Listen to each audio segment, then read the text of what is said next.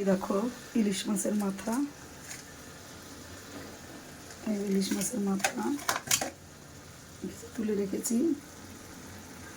ইলিশ মাছ কচুর শাক হবে ইলিশ মাছের মাথা দিয়ে।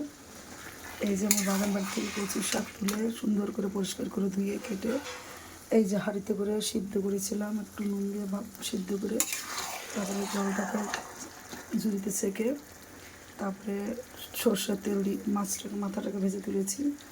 সর্ষের তেল, তেজপাতা, শুকনো লঙ্কা, জিরে ফোড়ন দিয়ে, বেশি তেল লাগে। তারপর কচুর শাকটা দিয়ে নুন হলুদ দিয়ে লঙ্কা বেটে দিয়েছি।